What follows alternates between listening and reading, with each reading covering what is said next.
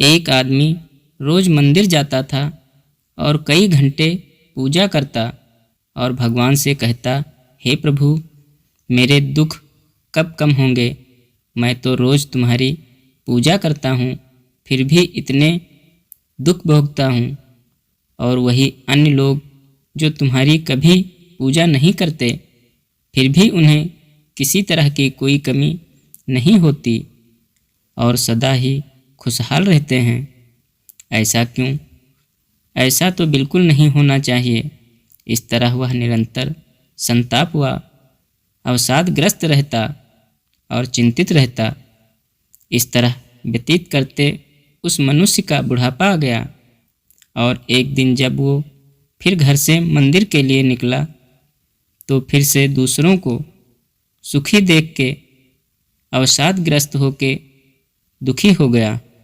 उसने ठान लिया कि आज वो पता लगाएगा कि भगवान हैं भी कि नहीं, क्योंकि यदि होते तो उसकी प्रार्थना अवश्य सुनते। ये सोचते हुए वो मंदिर जाने वाले हर आदमी से घुमा फिरा कर एक ही बात पूछने लगा कि भैया, तुम्हारा कोई मनोरथ पूरा हुआ क्या अभी तक? आश्चर्यजनक रूप से उसे सबसे यही उत्तर मिला कि वो भी इसी उम्मीद से आ रहे हैं कि कभी न कभी उनके मनोरथ पूरे होंगे। अब उस व्यक्ति को लगने लगा कि ये भगवान झूठे हैं, सिर्फ मंदिर के पुजारियों द्वारा मूर्ख बना के पैसा बनाने का उपक्रम।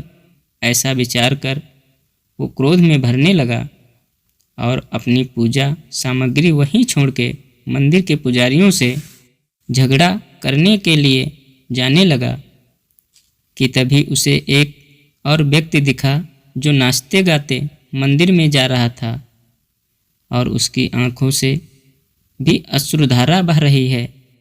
उस व्यक्ति ने भक्ति में डूबे व्यक्ति से भी अपना प्रश्न पूछना चाहा, परंतु वो आनंद में इतना डूबा था कि कुछ देख ही न पाया और आगे बढ़ गया।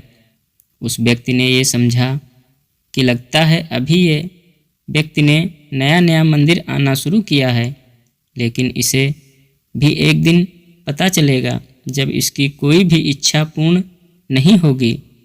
अब वो व्यक्ति नित्य आता परंतु मंदिर के द्वार से ही लौट जाता, किंतु उस दूसरे व्यक्ति को अवश्य देखता जो प्रतिदिन उसी तरह भक्ति में डूबकर मंदिर जाता और उसी भांति भजन कीर्तन करते हुए लौटता।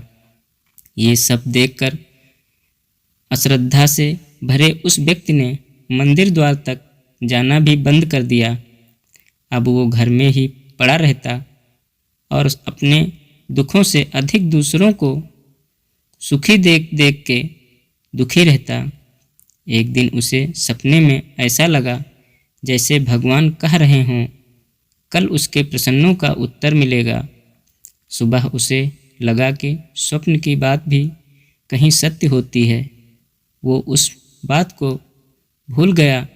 अचानक दिन में उसे अपने द्वार पर भजन कीर्तन की ध्वनि सुनाई पड़ी।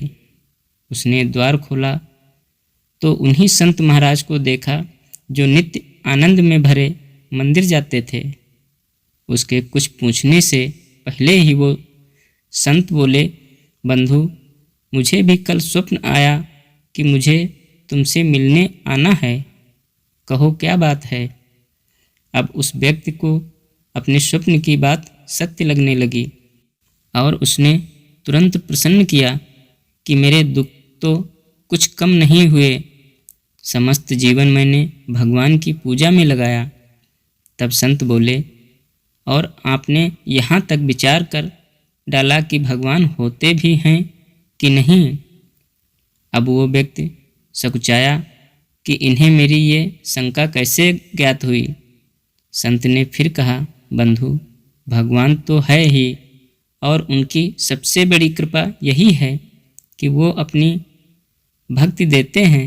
बस व्यक्ति एक बार भाव से उनका स्मरण करे। परंतु आप उस भक्ति का आनंद इसलिए नहीं उठा पाए क्योंकि आप सदैव संसारिक दुखों में ही डूबे रहे। और मंदिर में जाकर भी अपनी समस्याओं को ही ले जाते रहे, स्वयं को मंदिर कभी ले ही नहीं गए। माला भी जपी तो संसारिक कष्टों व मलिन मन से। आप ही बताइए कि परमात्मा का आनंद की अनुभूति कैसे हो सकती है। आपको आपके कष्टों में भी सबसे बड़ा कष्ट आपको दूसरों के सुखों से मिलता रहा, जबकि स्वयं आपके जीवन में तो संसारिक दुख भी इतने नहीं थे। क्या आपने कभी सोचा कि भगवान को इस तरह का आडंबर देख के कितना कष्ट होता होगा? वो तो नित्य ही सोचते थे कि आज आप भाव से भर के आएंगे, परंतु आपने हमेशा उन्हें निराश किया।